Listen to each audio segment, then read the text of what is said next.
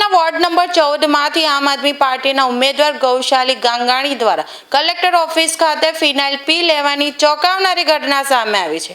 મળતી માહિતી મુજબ ઉમેદવારી ફોર્મ ભરવા પહોંચ્યા બાદ ટેકનિકલ સમસ્યાના કારણે ઉમેદવારી નોંધાવી શક્યા ન હતા, જેના કારણે આવેશમાં આવી તેમણે આ પગલું ભર્યું હતું। ઘટના સ્થળે હાજર લોકોએ તરત જ 108 એમ્બ્યુલન્સને જાણ કરી અને તેમને તાત્કાલિક સારવાર માટે હોસ્પિટલ ખસેડવામાં આવ્યા હતા। ગૌશાલી ગાંગાણી છે, હું આમ આદમી પાર્ટીની ઉમેદવાર છું।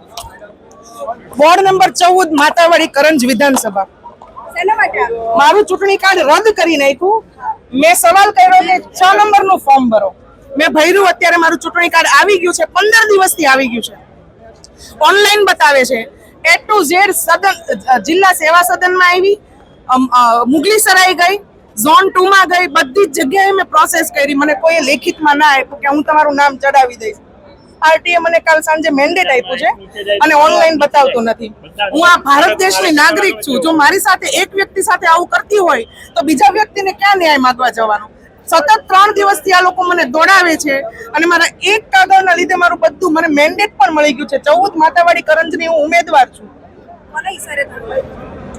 ભારતીય જનતા પાર્ટીના જે નામ અટવાતા હતા ને 6, 7 અને 12 નંબરના વોર્ડમાં સુધારા યાદી કાલ રાતે આવી ગઈ, કેમ કે એના કેન્ડિડેટો સલવાના હતા। તો અમારી સુધારા યાદી ક્યાં? કેટલા વર્ષોથી હું મહેનત કરું છું। હું ભારતીય જનતા પાર્ટીમાં જોડાયેલી હતી, ત્યાંથી હું વિપક્ષમાં ગઈ છું આમ આદમી પાર્ટીમાં। અત્યારે મને કોઈ વ્યક્તિ કઈ જવાબ નથી આપતો, એટલે હું આ પગલું ભરું છું।